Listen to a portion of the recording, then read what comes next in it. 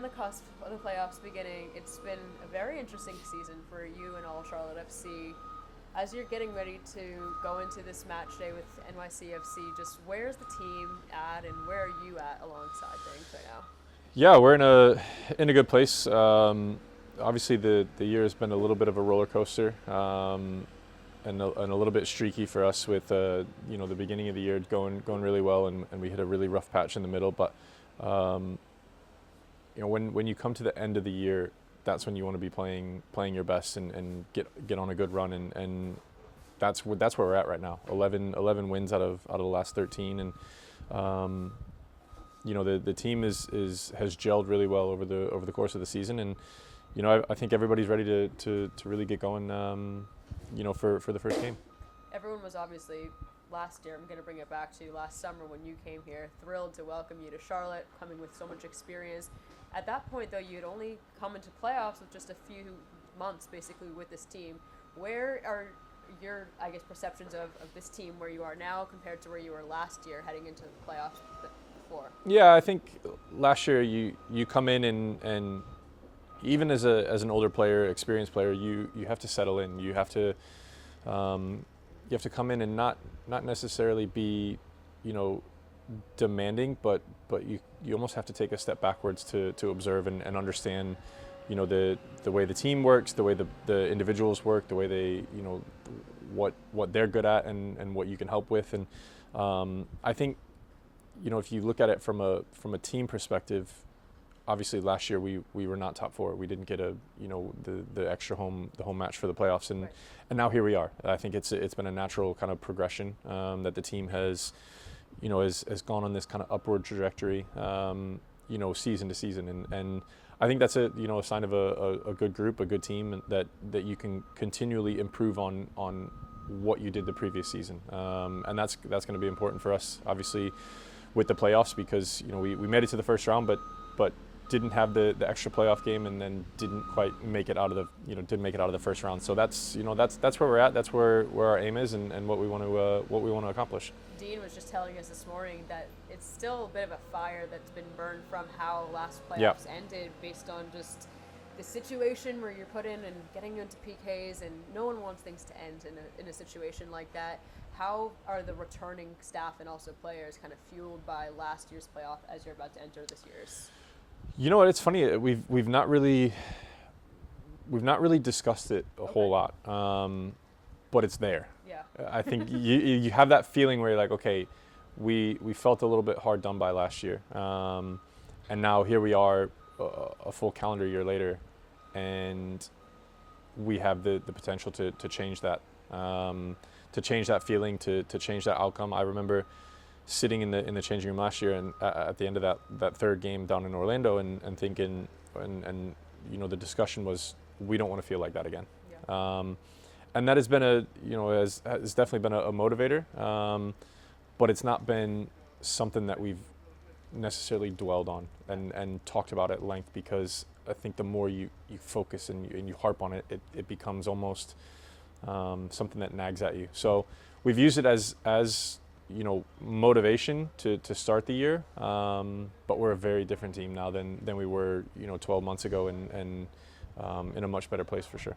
You guys are a much different team even from the start of the season. Things have changed so much in terms of where people were on the lineup. Yeah. Like you're a left back for a lot of the beginning of the year. What was that like for you, playing out of a position that you're not typically in? You're a center back, and you were spending a lot of your time there, and obviously you've found your place in the middle with Malanda as of late, and things have been seemingly clicking beautifully. It was terrible, actually. Yeah. Obviously, coming into the season, last year it was adrenaline. You can play, it's a short amount of time. You can play left back. You can fill a gap and fill a hole, and help the team out in any way you can. And the beginning of this year was similar, but then obviously things happen, injuries, suspensions and all sorts, and you end up getting stuck out there, and that's never been my best position. Again, you can fill in, you can you can do certain games and try to help the team, but listen, at the end of the day, I'm a center back by nature, and that's when I'm at my best. And obviously going away with the U.S. team and getting a run of games at center back and then coming back, it was, you know, a much easier kind of transition into that center back role. And Addie and I have just the communication, you know, the understanding between the pair of us and everybody around us, and it has made it, you know, so much more enjoyable. Yeah. Like you said, we've had our ups, we've had our downs this season, and now, you know, him and I together at the back, you know, organizing, doing all the things that we're being asked to do is, you know, put us in a position that we get to have this, you know, this playoff game here, and you know, hopefully we can go on and do something special. As you were just mentioning, I mean, it was terrible from your perspective. Like you're saying, it's something that you're not comfortable with, but it also shows that, you know, you're willing to do whatever you need to do with the team to make it work. What does that kind of say about the unselfishness and willingness that all of you guys in the back line seem to be having throughout this year? Yeah, I think that's what you just said there is a perfect point. Everybody has had to do it at some point.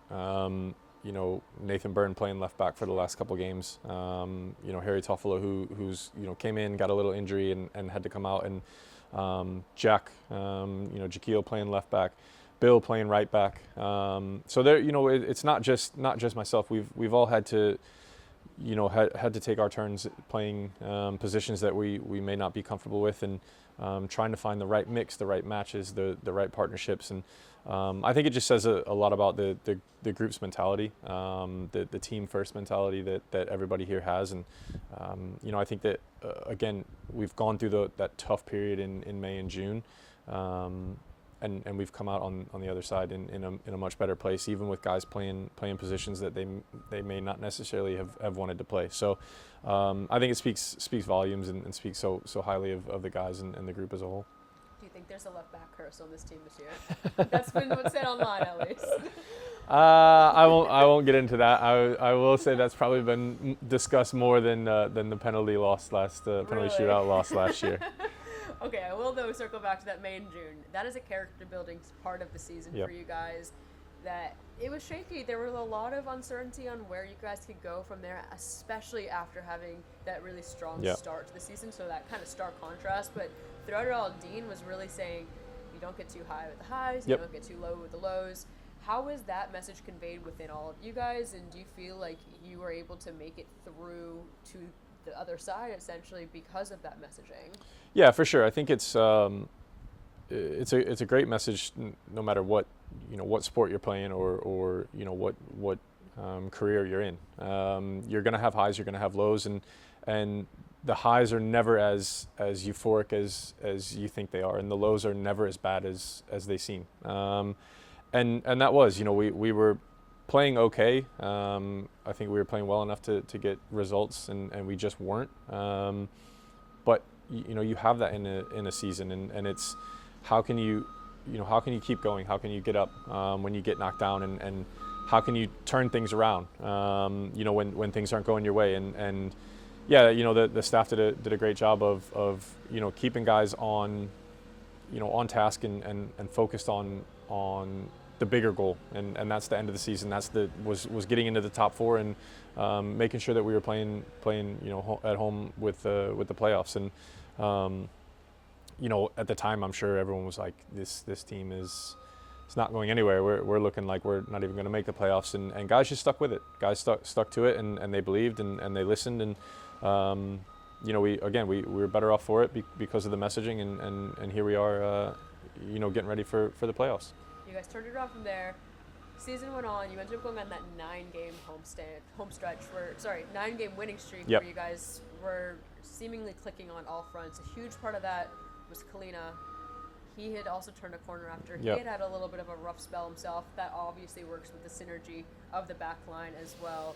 How has that evolved this season to a point where he's now back where he was at a place last year where he was named MLS Keeper of the Year? Yeah, he's obviously been huge. He's a big reason why, you know, we win games, and you know, we talk about it all the time. You have to be better than the other team in both boxes, and when whatever happens, you need your keeper, and you need to trust your keeper and rely on him to make the saves. And he's done that. He had a rough patch just like all of us did, and I think there was a good number of the team who wished May and June were not 2 months of the year or 2 months of the season this year. But he's rounded back into form and really just started to take over games again. Just making the saves that he should, but then also the saves that he pulls off are you think, okay, probably shouldn't make those saves. But it gives everybody in front of him the confidence to go and do what we have to do, because we know we have him behind us. We know he's on top of his game, and he's playing as good, if not better, than he did last year. You're not playing exactly the same positionally as Wilfried Zaha, but someone that I know is extraordinarily impactful across the fields. You've known him throughout his career, of course, playing in the Premier League as well. What has the insertion of his energy and his just presence on this team done for them, in your perspective, this year compared to what you saw out of the team last year? Yeah, I think he's brought another level of hunger, another level of drive. Somebody who he wants to win at all costs, and if that means getting on to guys and speaking up in the changing room and having his feelings known and heard, guys seem to respond to that. I think he's brought this again this drive to want to push everybody forward, and there's a handful of us in there that all want that, and we're all a little bit different personalities. Some speak more than others, and he's a big voice. He's a big character, and somebody who's come in and really tried to push the team forward, and obviously again, you look from last year or the season before to now, and it's been a gradual progression, and bringing him in with his goals, his assists, and the way he plays and draws other teams towards him and opens space for others has obviously worked really well for us this year and put us in the position that we're in. He's mentioned to us too after some of the matches that we've had these heated kind of halftime locker room chats, but you just mentioned before that all of the leaders have your own kind of style. What is yours, would you say, at this point in your career with Charlotte FC? Yeah, listen, I mean, I'm not going to sit in the changing room and be rah-rah. I'm not going to scream at guys. It's more of like the calm dad vibe energy. I'm disappointed, guys, we need to be better.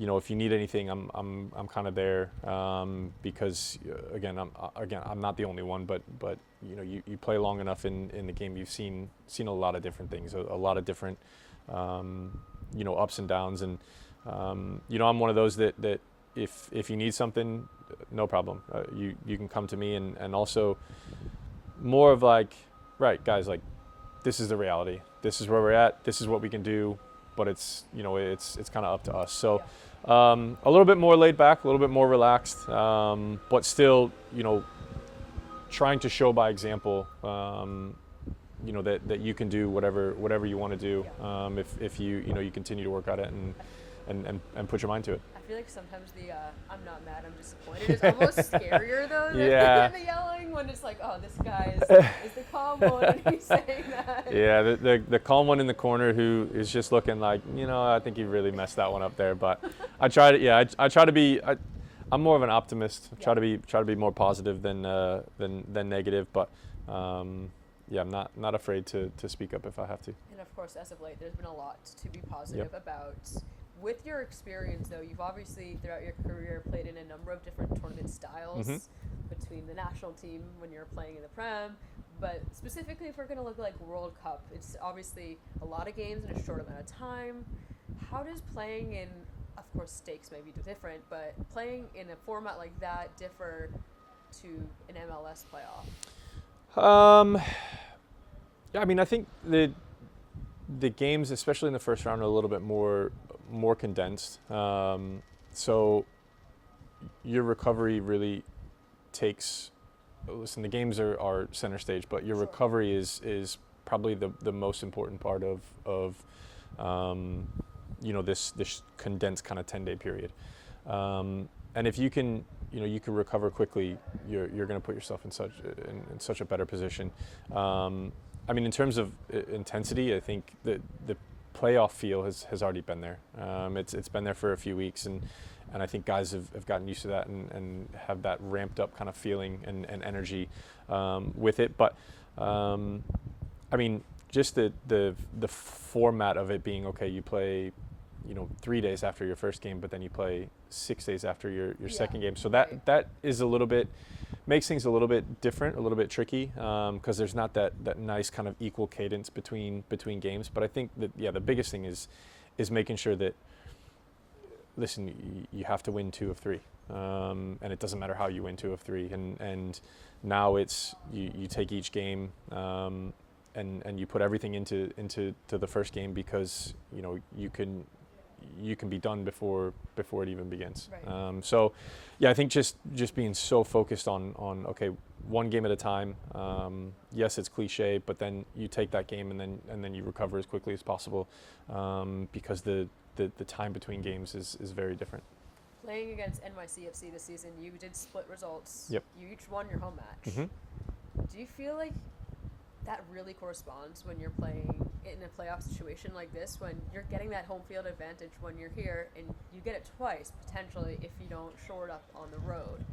Do you feel like coming into this playoffs, you feel good knowing that you're starting at home with the bank behind you? Yeah, without a doubt. I think there's some crazy stat with the league of home field advantage, and it's why it's so important to be in that top 4 at the end of the regular season, because it plays such a huge difference. And as you said, we split the first 2 games, and both winning at home. I think that definitely plays on on your mind a little bit, not in a negative way, but it definitely, when you're here, it's like, okay, well, we know we've won at home. We know our record at home. We know we're very good at home, and that's why you want to get top 4. Yeah. You want to be in that top 4, because you get that extra game in case you need it, and that's a huge plus for any team, but especially one like ours, and for the fans that we have. Getting that win against Philadelphia on decision day to get that top 4 solidified, can you paint the picture of what the message, or like the vibe, I guess, was after for you guys? Yeah, it was obviously we knew the different scenarios going into it.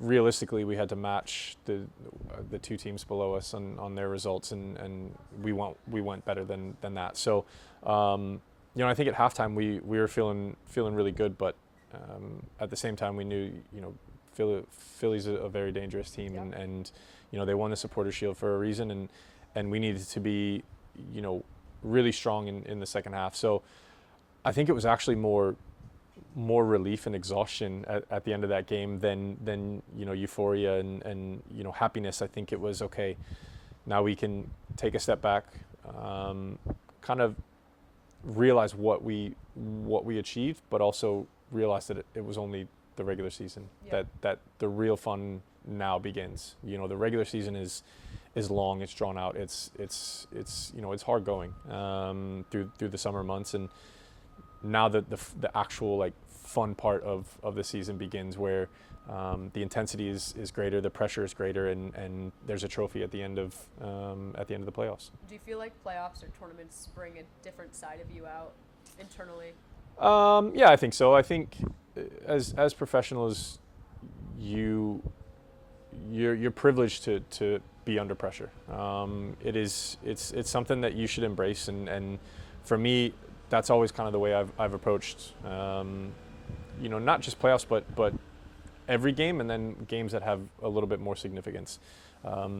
You should enjoy the pressure, and if it helps you play better, great.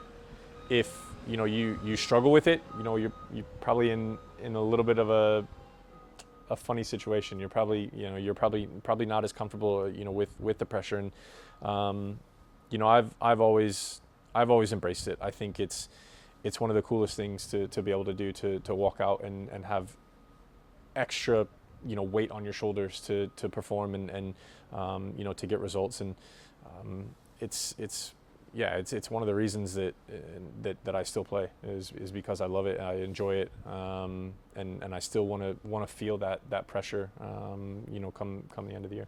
What would it mean for you to push this team all the way to the end this year, potentially to get them their first trophy?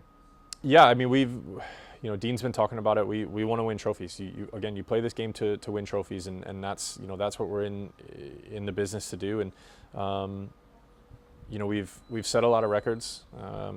Continue to set records, and that's the one thing that now we're aiming for. That first trophy, you want to be part of the group that does it first. I've been a part of teams who have been first in different competitions, and now here's an opportunity for all of us to be the first Charlotte team to win a trophy, Charlotte FC team to win a trophy. So that's our drive, that's our motivator, and some guys will be leaving at the end of the season, and they want to leave on a high, and some guys are here and want to be a part of the group, and that comes back and saying, hey, we won a trophy last year. So that's the goal, that's the aim, and that's what we're going to be shooting for.